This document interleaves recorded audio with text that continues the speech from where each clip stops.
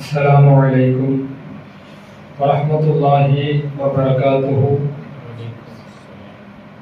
الحمد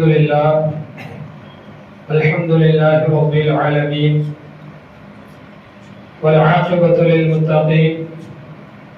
الصلاة والسلام على سيدنا محمد أشرف الأنبياء وخاتم النبيين وعلى آله الطيبين وأصحابه الطاهرين والمؤمنين والمسلمين كلهم أجمعين. أما بعد، فقد قال الله تبارك وتعالى في كلامه القديم والفرقان الحميد: بعد أعوذ بالله من الشيطان الرجيم بفضل بسم الله الرحمن الرحيم ليشهدوا منافع لهم ويذكروا اسم الله في أيام معدودات.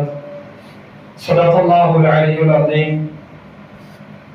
قال النبي صلى الله عليه وسلم: اللهم اغفر للحاج ولمن استغفر له الحاج، أو كما قال عليه الصلاة والسلام.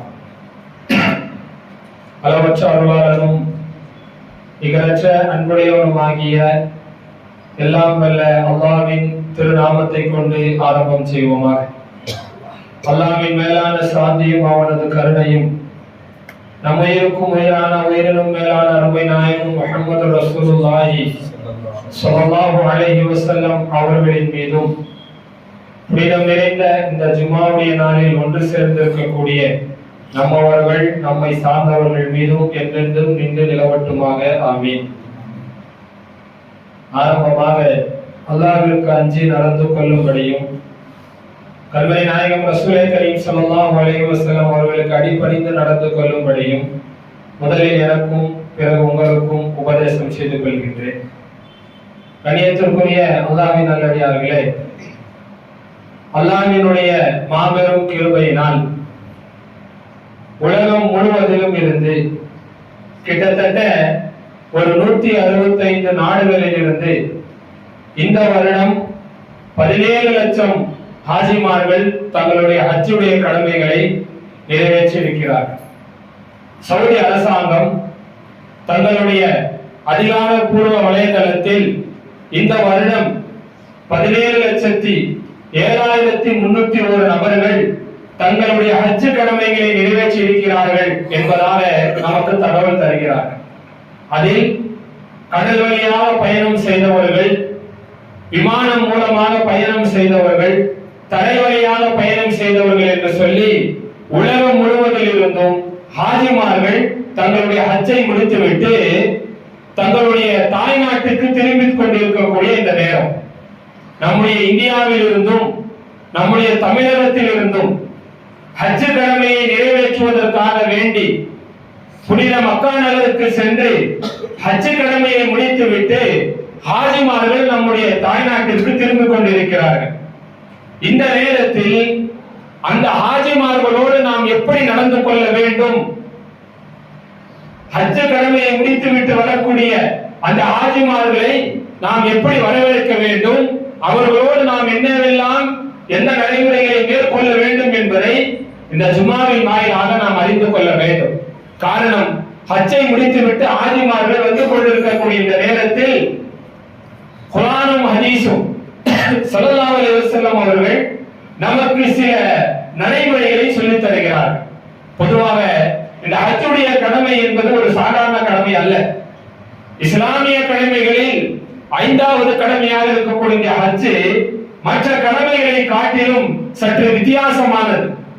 மற்ற அமல்களில், மற்ற கடமைகளில் நம்மால் அறிவுபூர்வமான சில காரணங்களை நம்மால் சொல்ல முடியும். உதாரணமாக தொழுகையை எடுத்துக்கொண்டால் அல்லாஹ் சொன்னால் நாம் தொழுகின்றோம். ஆனால் அந்த தொழுகையிலே உடல் சார்ந்த ஆரோக்கியங்களும் நன்மைகளும் நமக்கு இருக்கிறது. அதே போல் நோன்பு நோக்கிறோம், அல்லாஹ் நோக்க சொன்னால் நாம் நோக்கிறோம். இருந்தாலும் கூட உடல் சார்ந்த நிறைய பலன்கள் அதிலே இருக்கிறது. ஜகாத்தை நாம் தருகிறோம், பெறக்கூடிய ஏழைகள் அதன் மூலமாக நன்மை அடைகிறார்கள். இப்படி அறிவுபூர்வமான மற்ற காரணங்களை எல்லாம் சொல்ல முடியும். ஆனால் ஹஜ்ஜிலே நம்மால் அது போன்ற எந்த ஒரு காரணத்தையும் சொல்ல முடியாது. ஒரே ஒரு காரணம், அல்லாஹ் சொன்னான் ஸல்லல்லாஹு அலைஹி வஸல்லம் செய்ய சொன்னார்கள், நாம் செய்கிறோம். இதற்கு அரபியிலே அம்ரே தஅப்புதி என்று சொல்வார்கள். நம்முடைய அறிவை கொஞ்சம் கூட பயன்படுத்தாமல் அல்லாஹ் சொன்னால், ஸல்லல்லாஹு அலைஹி வஸல்லம் சொல்லிவிட்டால் அதிலே எந்த விதமான கேள்வி கணக்கும் கேட்காமல் நாம் அதை செய்வதற்கு பெயர்தான் அம்ரே தஅப்புதி என்பது. அல்லாஹ் தஆலா தன் திருமறையிலே சையதுனா இப்ராஹிம் அலைஹிஸ்ஸலாமை பற்றி சொல்லும் பொழுது ஒரு இடத்திலே அல்லாஹ் புகழ்ந்து இப்படிதான் சொல்கிறார். இப்ராஹிம் அலைஹிஸ்ஸலாமை பார்த்து அல்லாஹ் சொன்னான், அஸ்லிம், இப்ராஹிம் நபி அவர்களே நீங்கள் கட்டுப்படுங்கள் என்று சொன்ன பொழுது இப்ராஹிம் அலைஹிஸ்ஸலாம் எந்த கேள்வியும் கேட்காமல் அஸ்லம்து லிரப்பில் ஆலமீன், அகிலத்தின் இறைவனான அல்லாஹ்விற்கு நான் கட்டுப்படுகிறேன் என்று சொன்னார். அப்பேற்பட்ட ஒரு உன்னதமான அமலை முடித்துவிட்டு நம் தாயகத்திற்கு திரும்பக்கூடிய இந்த ஆஜிமார்களை நாம் கண்ணியம் செய்வது நம்மின் மீது அது கடமை. ஸல்லல்லாஹு அலைஹி வஸல்லம் அவர்கள் சொன்னதாக ஹஜ்ரத் இப்னு உமர் ரலியல்லாஹு அன்ஹு அவர்கள் ஒரு ஹதீஸை அறிவிக்கிறார்கள். ஸல்லல்லாஹு அலைஹி வஸல்லம் சொன்னார்கள், இதா லகீத்தல் ஹாஜ்ஜ, ஸல்லல்லாஹு அலைஹி வஸல்லம் நம்மை பார்த்து சொல்கிறார்கள், நீங்கள் ஒரு ஹாஜியை சந்தித்தால், ஹஜ்ஜை முடித்துவிட்டு திரும்பி வரக்கூடிய ஹாஜியை நீங்கள் சந்தித்தால் ஸல்லல்லாஹு அலைஹி வஸல்லம் முதலிலே சொல்கிறார்கள், ஃபஸல்லிம் அலைஹி, அந்த ஹாஜிக்கு நீங்கள் சலாம் சொல்லுங்கள். வஸாஃபிஹு, அவரிடத்திலே நீங்கள் முஸாஃபஹா செய்யுங்கள். வமுர்ஹு ஐ யஸ்தக்ஃபிர லக, உங்களுக்கு பாவ மன்னிப்பு தேடுமாறு அவரிடத்திலே நீங்கள் சொல்லுங்கள். எப்பொழுது சொல்ல வேண்டும்? கபல ஐ யத்குல பைத்தஹு, அந்த ஹாஜி தன்னுடைய வீட்டிற்குள் நுழைவதற்கு முன்னால், ஹஜ் கடமையை முடித்துவிட்டு தம்முடைய ஊருக்கு வரக்கூடிய ஹாஜி தன்னுடைய வீட்டிற்குள் நுழைவதற்கு முன்னால் அந்த ஹாஜியை சந்தித்து அவருக்கு சலாம் சொல்லி அவரிடத்திலே முஸாஃபஹா செய்து அவரிடத்திலே எனக்கு நீங்கள் அல்லாஹ் தஆலாவிடத்திலே மன்னிப்பு கேளுங்கள் என்று அந்த ஹாஜியிடத்திலே நீங்கள் சொல்லுங்கள் என்று சொல்லிவிட்டு ஸல்லல்லாஹு அலைஹி வஸல்லம் கடைசியா சொன்னாங்க, ஃபஇன்னஹு மக்ஃபூருன் லஹு, ஏனெனில் அந்த ஹாஜி பாவம் மன்னிக்கப்பட்டவராக திரும்பி வந்திருக்கிறார் என்று ஸல்லல்லாஹு அலைஹி வஸல்லம் சொன்னார். கண்ணியத்திற்குரியவர்களே, ஒரு புனிதமான இடத்தை ஒரு 40 நாட்கள் ஒரு மாத காலம் புண்ணிய ஸ்தலங்களிலே எல்லாம் இருந்துவிட்டு நபிமார்களும் வலிமார்களும் சாலிஹீன்களுடைய பாதங்கள் பட்ட பூமியிலே ஒரு மாத காலம் இருந்துவிட்டு அல்லாஹ்வின் அடையாள சின்னங்களான ஷாயிருல்லாஹ், அல்லாஹ்வின் அடையாள சின்னங்களை, காபாவை, மினாவை, முஸ்தலிஃபாவை, மதீனாவை, புனித நகரங்களை எல்லாம் சந்தித்து விட்டு வரக்கூடிய அந்த ஹாஜிமார்கள் தங்களுடைய பாவங்களில் இருந்து பரிசுத்தமானவர்களாக திரும்பி வருகிறார்கள். ஸல்லல்லாஹு அலைஹி வஸல்லம் ஹதீஸ்ல சொன்னாங்க, மன் ஹஜ்ஜ லில்லாஹி, யார் அல்லாஹ்விற்காக வேண்டி ஹஜ்ஜை செய்து வலம் யர்ஃபுத் வலம் யஃசுக், எந்த பாவமான காரியங்களிலும் ஈடுபடாமல் எந்த தவறான பேச்சையும் பேசாமல் அல்லாஹ்விற்காக யார் ஹஜ்ஜை செய்கிறாரோ, ரஜஅக யௌமி வலதத்ஹு உம்முஹு, அவருடைய தாய் அவர்களை பெற்றெடுத்த நாளிலே எப்படி பரிசுத்தமானவராக இருந்தாரோ அதே போல் திரும்பி வருகிறார் என்று ஸல்லல்லாஹு அலைஹி வஸல்லம் சொன்னார். அப்படி பாவங்களில் இருந்து பரிசுத்தமாகி வரக்கூடிய அந்த புனிதவான்களை, அந்த அல்லாஹ்வின் விருந்தாளிகளை கண்ணியப்படுத்துவது நம்ம மீது கடமை.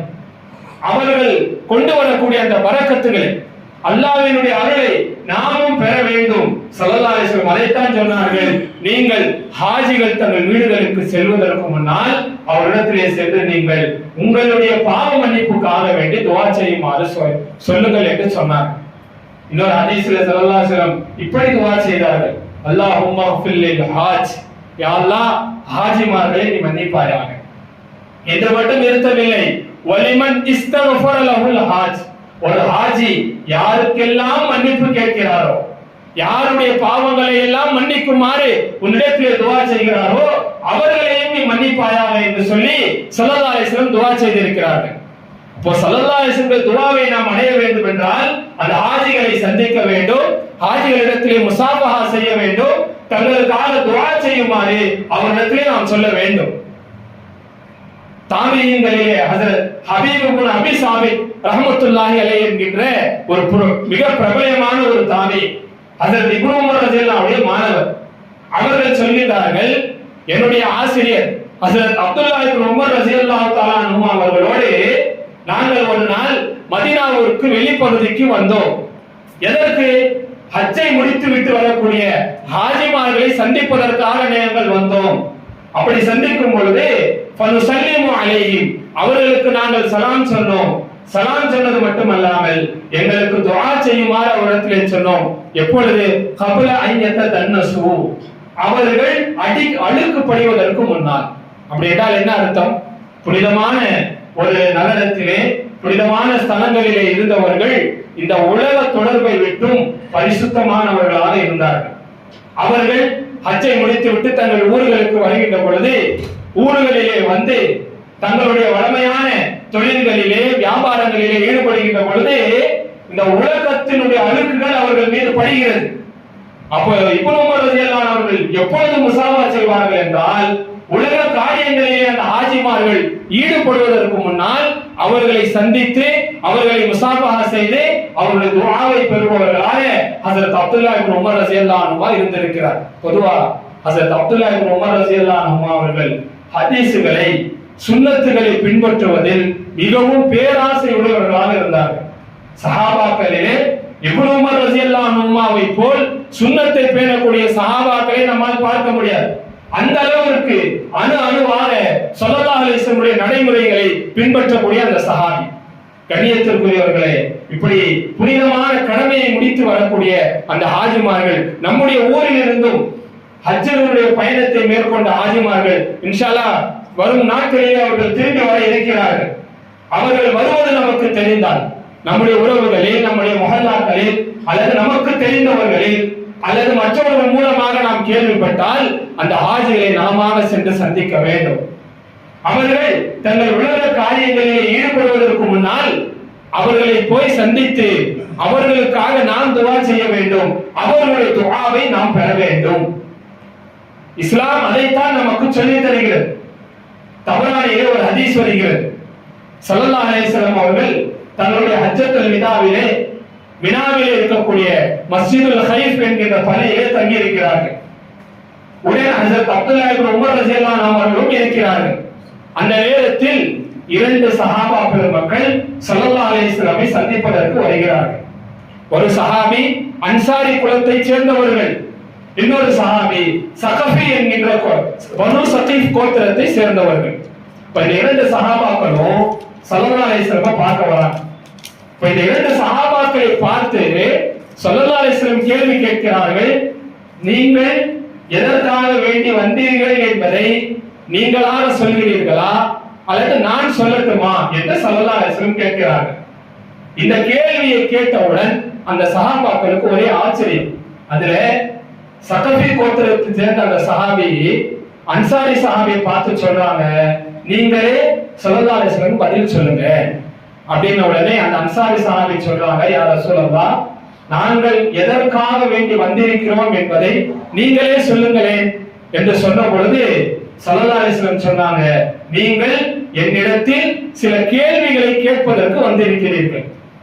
என்ன கேள்விகள் அப்படி என்றால், யா ரசூலல்லாஹ், நாங்கள் எங்களுடைய வீட்டில் இருந்து கிளம்பி காபத்துல்லாஹ்விற்கு வருகிறோமே, இதற்கு என்ன நன்மை? தவாஃபை முடித்துவிட்டு 2 ரக்காத் தொழுகிறோமே, இதற்கு என்ன நன்மை? சஃபா மர்வாவுக்கு மத்தியிலே தொங்கோட்டம் ஓடுகிறோமே, இதற்கு என்ன நன்மை? அரஃபாவிலே தங்குகிறோமே, இதற்கு என்ன நன்மை? ஹஜ்ஜிலே குர்பானி பிராணிகளை நாங்கள் அறுக்கிறோமே, இதற்கு என்ன நன்மை? கடைசியிலே எங்கள் தலை முடிகளை எல்லாம் நாங்கள் களைகிறோமே, இதற்கு என்ன நன்மை? கடைசியாக அரஃபாவிலே தங்குவதற்கு என்ன நன்மை? இந்த அமல்களை எல்லாம் முடித்துவிட்டு ஹஜ்ஜினுடைய கடைசி அமலாக இருக்கக்கூடிய தவாஃபே ஜியாராவை நாம் செய்கிறோமே, இதற்கு என்ன நன்மை என்றுதானே என்னிடத்திலே கேட்க வந்தீர்கள் என்று ஸல்லல்லாஹு அலைஹி வஸல்லம் சொன்னார். இதை கேட்டவுடன் அந்த இரண்டு சஹாபாக்களுக்கும் ஆச்சரியம். சஹாபாக்கள் சொன்னார்கள், நஷ்ஹது அன்னக ரசூலுல்லாஹ், நீங்கள் அல்லாஹ்வின் தூதர் என்று நாங்கள் சாட்சி சொல்கின்றோம்.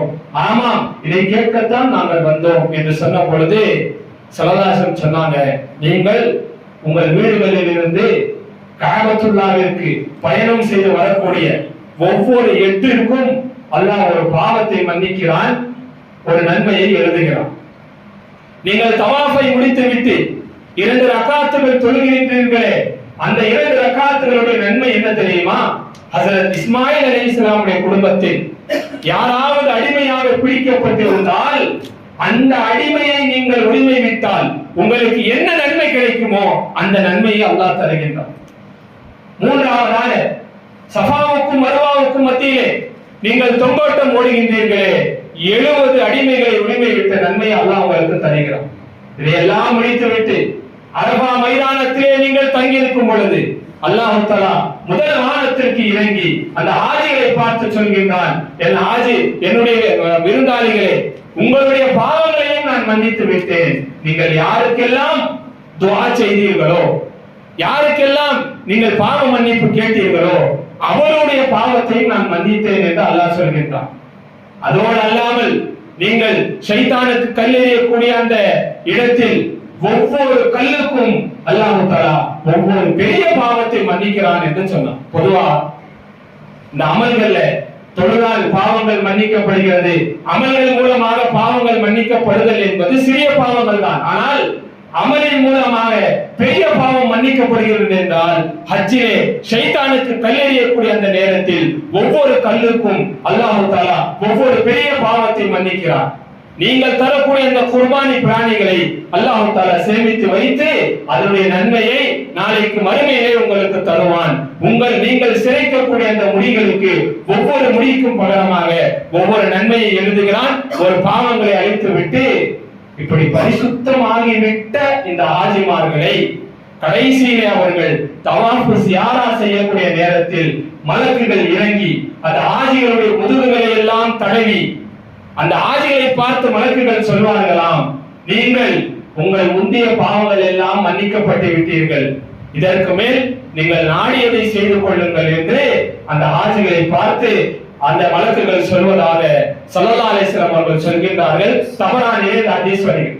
இப்படி நமக்காக வேண்டி புனித பூமியிலே சென்று நமக்காக பாவ மன்னிப்பு கேட்டவர்கள் பரிசுத்தமாகி நம்முடைய திருநாட்டுக்கு திரும்பக்கூடிய அவர்களை நாம் கண்ணியப்படுத்த வேண்டும். அவர்களிடத்திலே நாம் துஆ செய்யுமாறு சொல்ல வேண்டும். குறிப்பாக அவர்களுடைய ஹஜ்ஜுடைய அனுபவத்தை நாம் கேட்க வேண்டும். ஒவ்வொரு வருஷமும் ஹஜ்ஜில நிறைய ஆச்சரியமான நிகழ்வுகள் நடக்கத்தான் செய்கிறது. அங்கு சென்று வந்தவர்களுக்கு தான் அந்த ஆச்சரியத்தை சொல்லணும்.